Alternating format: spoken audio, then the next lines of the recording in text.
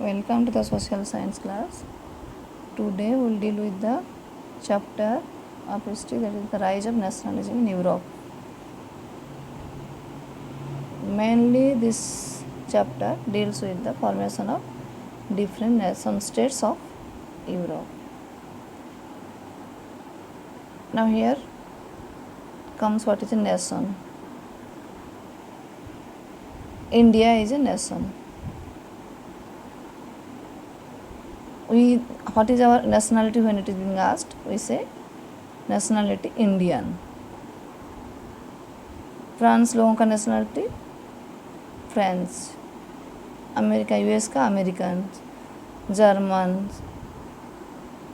So now all these countries, they are called as nation states. So these nation states, how they are being formed? What is a nation? Mainly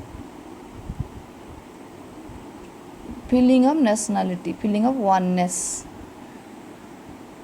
When one group of people, the people of one area, they have their same customs, traditions, food habits, dressing style, their look, appearance, somewhat some race, so they are called one nation. Then when taking all those similarities, when they feel they are similar and they form a state, so it is called nation state. That will deal with here afterwards. So this chapter mainly formation of nation states को करेंगे. We will see their formation, evolution, how they were formed. जो Europe map now you are watching, at present Europe map, it was not like that. Many evolution have taken place. You will find the map of Europe during French Revolution. That time you will find many empires, Austrian Empire, French Empire, Russian Empire, or mainly empire, kingdoms were there that time. Then after French Revolution, Napoleon started conquering European states, Napoleonic Empire.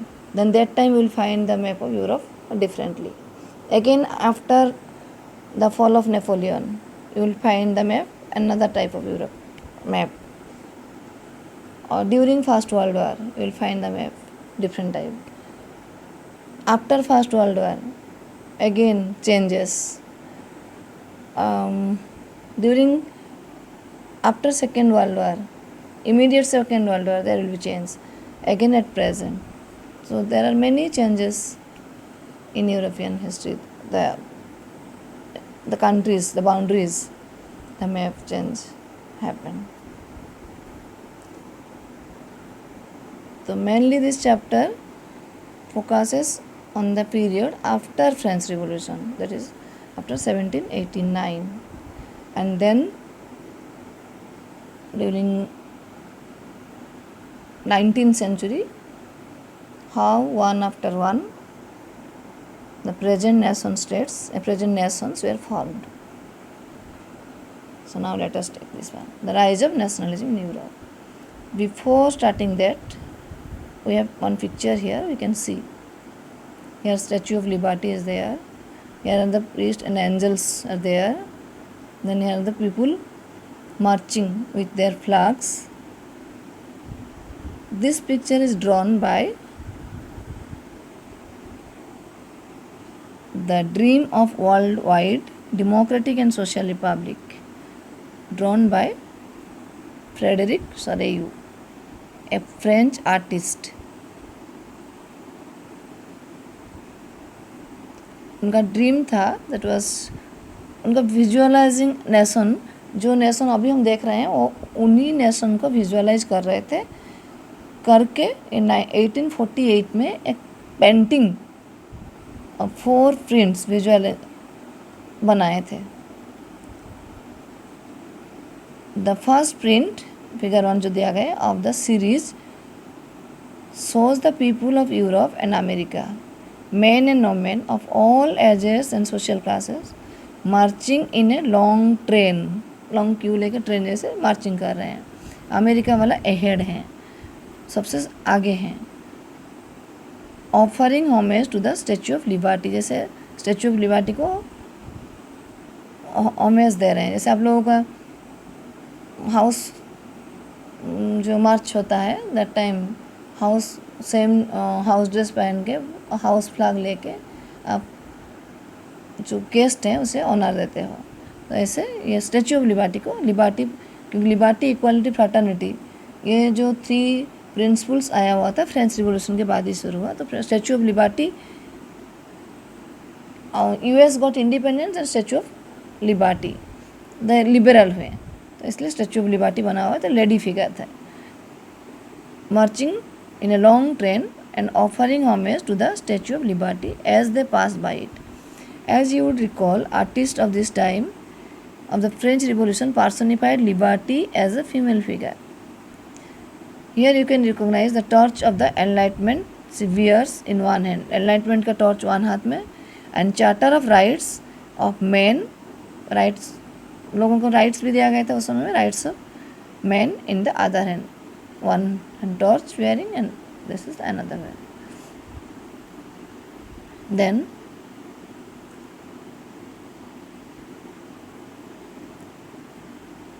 on the earth in the foreground of the image lie the shattered remains of the symbols of absolutist institutions. Shattering है बड़े हैं, absolutist institutions. Now what are the absolutist institutions? Absolute ruler. He was Louis XVI was a absolute ruler. That means no control to their power. He was all in all. यहाँ पे दिया गया देखो, literally a government or system of rule that has no restraints. कोई limit नहीं है on the power exercised. In history, the term refers to a form of monarchical government that was centralized, militarized and repressive. तो अपने power corrupts करता है.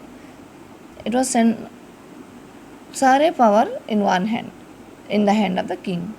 तो that is called absolute rule of king कहा जाता है. तो absolutist. In Sorrieu's utopian vision यहाँ पे लिखा हुआ है. 1848 में what he dreamed that time ये नेशन स्टेट्स बने नहीं थे, तो इमेजिन कर रहे थे ऐसे नेशन स्टेट बनेंगे. So utopian vision of a society that is so ideal that it is unlikely to actually exist होना नहीं था. तो other way you can say simple way में imaginary utopian vision in is imaginary vision वो imagine कर रहे थे. The people of the world are grouped as distinct nations identified through their flag. अभी भी हमारा flag of Bangladesh, one flag of India, flag of Pakistan, US flag, German flag, ये सारे flag के हिसाब से वो आइडेंटिफाई होते हैं. तो हमारा जो नेशनल सिम्बल्स हैं दैट आइडेंटिफाई आवर नेशन. तो नेशनलिस्ट फ्लैग लेके देखो रखे हुए हैं, ट्रेन की तरह जा रहे हैं. कहाँ से ये ट्रेन आया हुआ है? From here to from here train. ये statue of liberty. These are the angels. Here they are the angels and priests and angels.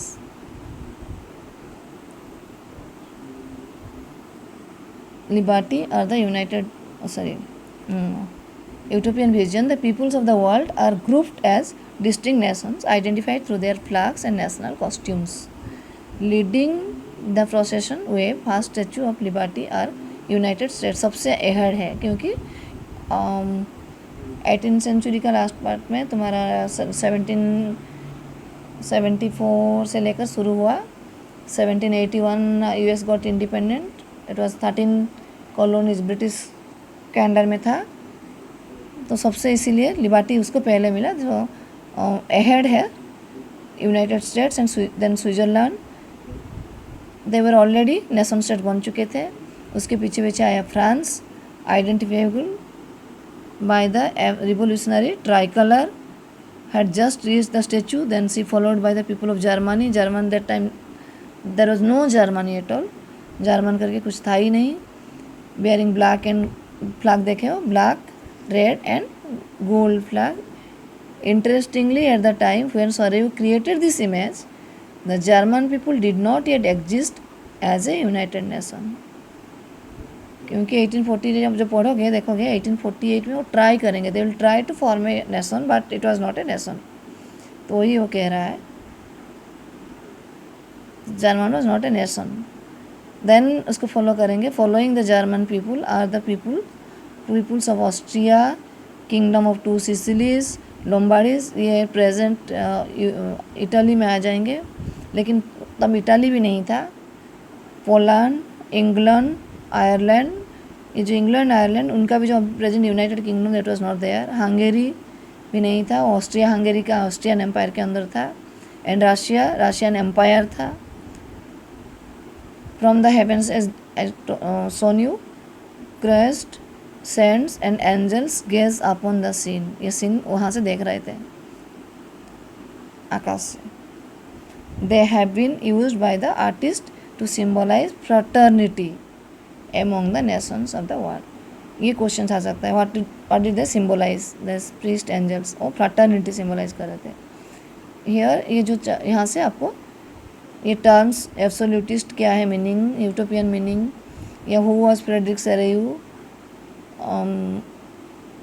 How many prints were there, 4 prints were there. उनका book का ये क्या था, democratic और visualising क्या कर रहे थे, डेमोक्रेटिक एंड सोशल रिपब्लिक्स बनने थे उन स्टेट्स को। ऐसे करके आप you will get the short question.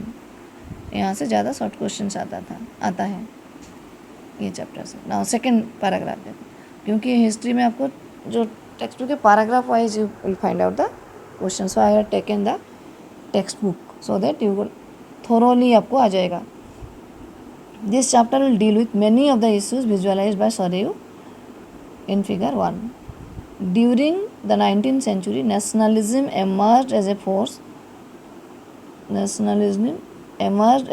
which brought about sweeping the changes in the political and mental world of Europe।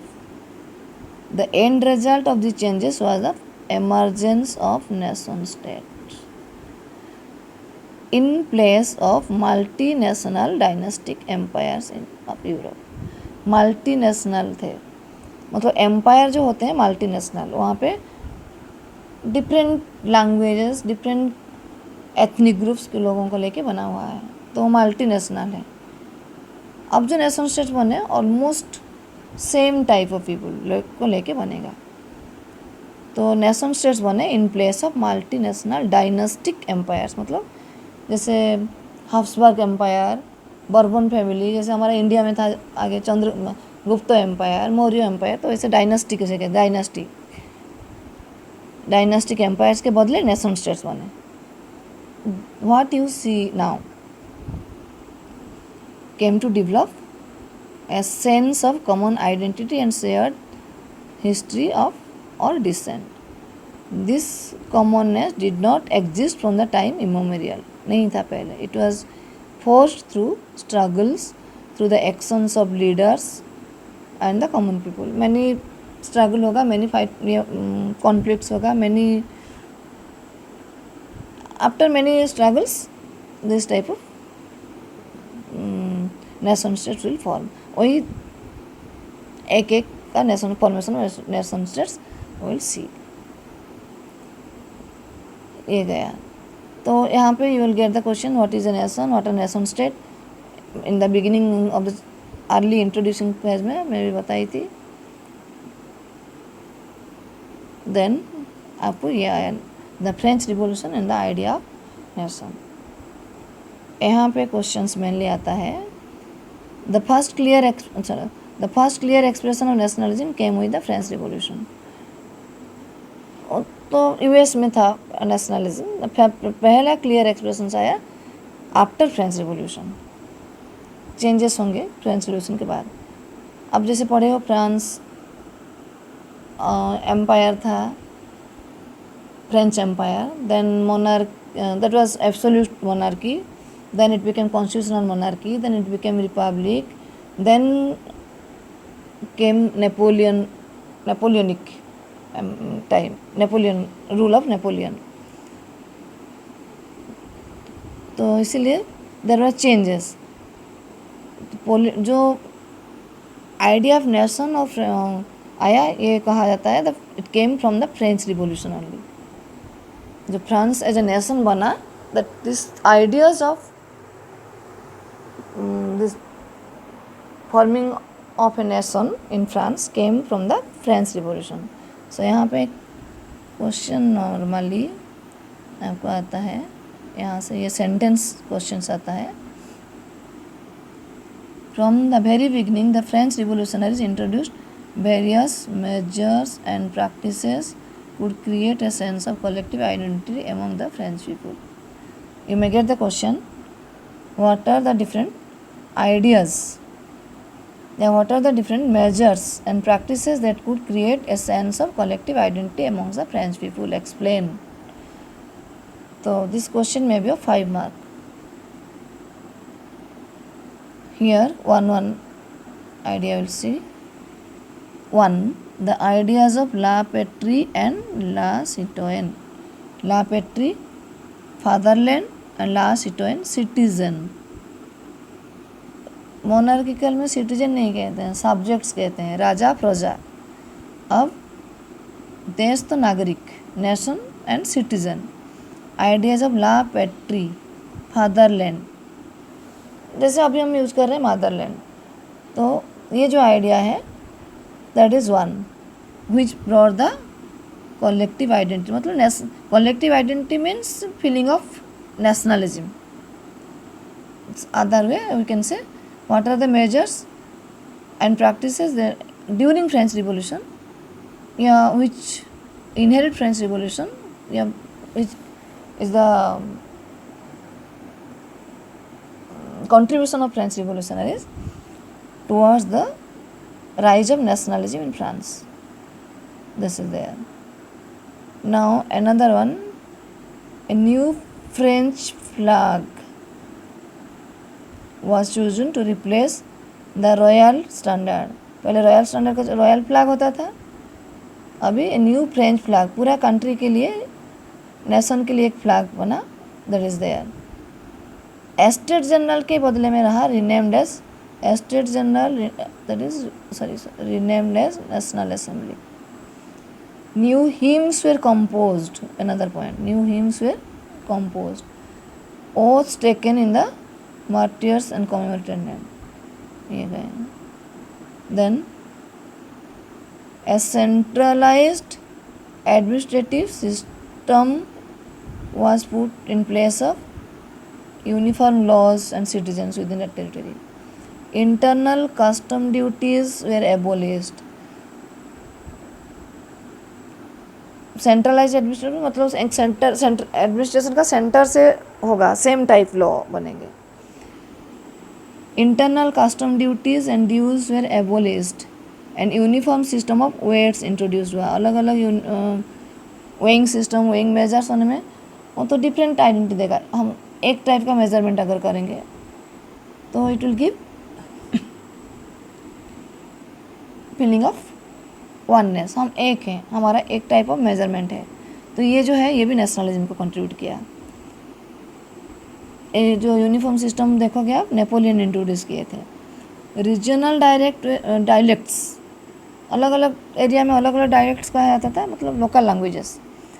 Dialects means were discouraged and French, जो French है as it was spoken in became the common languages of the nation.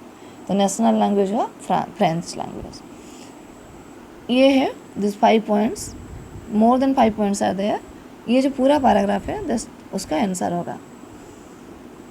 This में भी this A common question comes frequently, ये questions पूछे जाते हैं। गया। Now next आता है आपको जो इम्पोर्टेंट थिंग आती है, तो है when the news of events in France reached the different cities, ये थोड़ी बहुत पढ़े हो, Jacobian clubs. Now let us move next.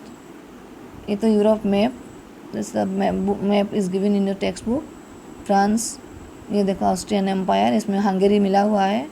ये ऑटोमन एम्पायर देखो, ये तो बल्कन स्टेट्स, ये एरिया में जब बल्कन्स आएंगे उसको इंट्रोड्यूस करेंगे हम.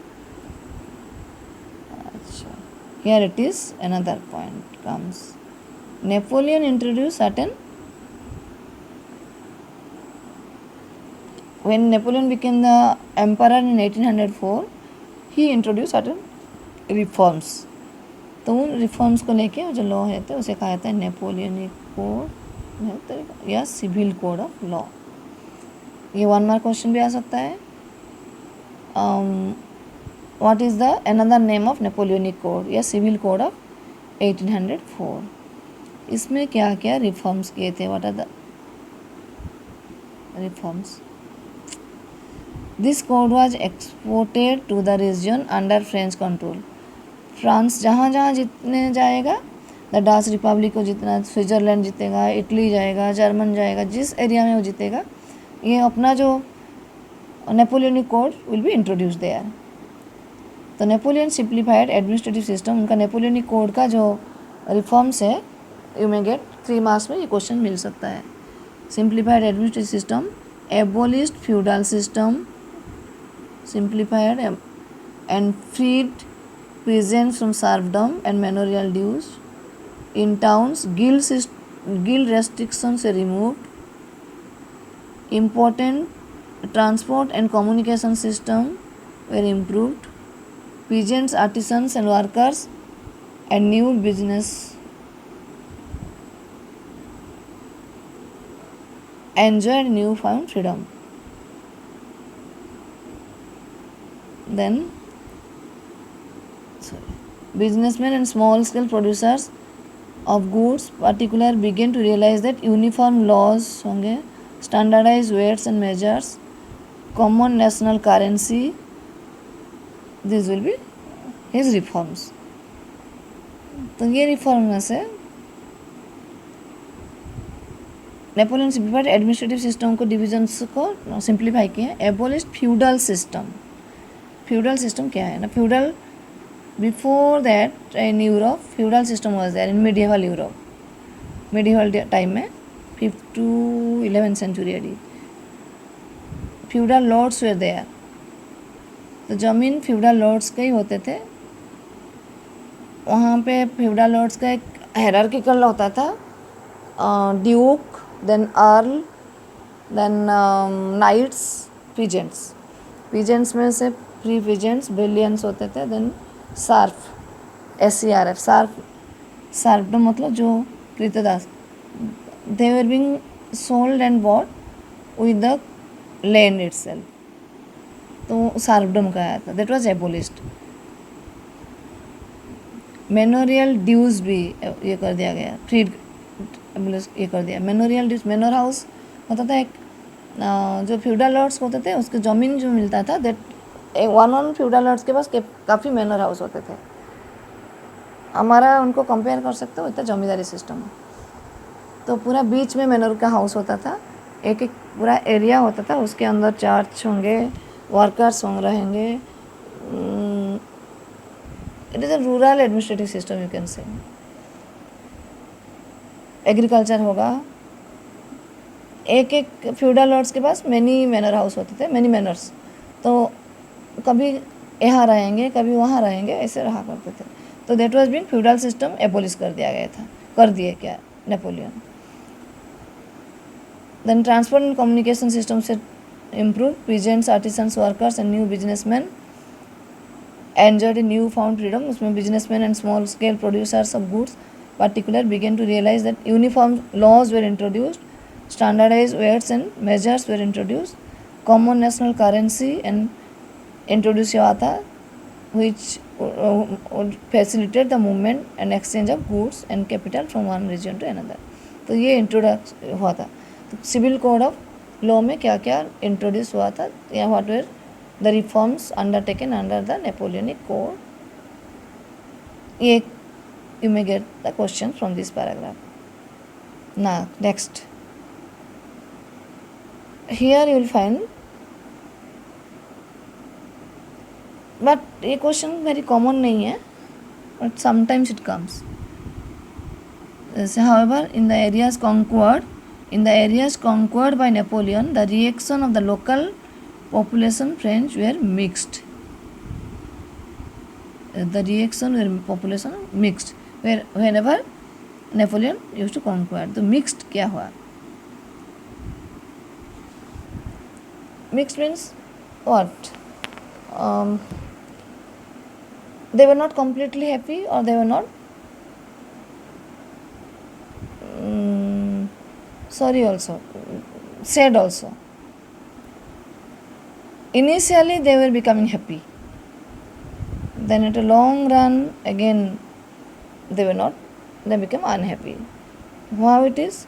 Why initially? Initially in many places such as Holland and Switzerland, as well as in certain cities like Brussels, Mainz, Milan, ये आपका Italian cities है, and Warsaw, the French armies were welcomed as harbingers of liberty. उनको welcome किया गया था. ये mix, पहले welcome क्यों करेंगे? खुश होंगे तभी. But the initial enthusiasm soon turn to hostility.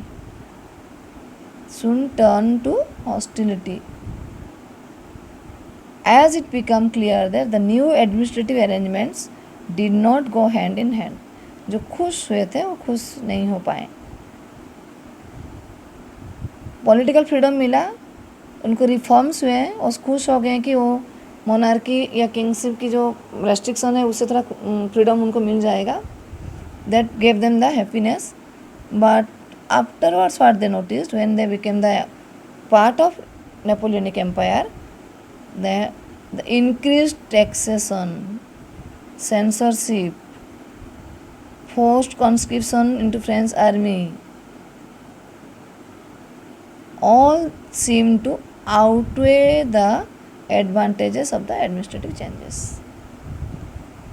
ये जो एडमिनिस्ट्रेटिव चेंज हुआ था, दैट बिकेम आउटवे. खुशी से दुख बड़ा ज़्यादा हो गया. क्यों? जैसे वो आएंगे, after that he levied high tax. खर्चा तो होगा, एक्सपेंडिचर होगा तो टैक्स देना पड़ेगा. So taxation increased. Then censorship, freedom, censor कहते हैं ना, जैसे न्यूज़पेपर पब्लिशिंग में सेंसरशिप हो गया. क्या कहोगे, क्या छापोगे, सेंसरशिप होने लगा. You can not. That is one way curtail the freedom. Forced conscription into French army required to conquer the rest of Europe. Napoleon Bonaparte का ये था कि यू विल कॉन्क्वर यूरोप. तो when you want to conquer Europe, you needed more army. Where from you will get the army? Definitely जबरन भर्ती करेंगे सेना में. उसे कहा जाता है forced conscription into French army. तो कोई जाएगा क्या जबरदस्त भर्ती होने के लिए? Definitely not. इसीलिए all seem to outweigh the advantages of the administrative system. सोचे नेपोलियन आ रहा है, हमें फ्रीडम मिल जाएगा, बस बहुत खुश. Now when they have been a part of Napoleonic empire, what they observed, these things they observed. They had to pay more tax. They are now supposed to join in the army. So now this made them unhappy. So there was mixed reactions, happy, unhappiness. इसलिए कहते हैं mixed reactions. ये 3 parts, इसमें से यहाँ से आपको 3 basic many short questions you may get. Now next हम पढ़ेंगे बाद में, नेक्स्ट पीरियड में making of nationalism in Europe, और आगे हम देखेंगे सीक्वेंस में. Okay, thank you.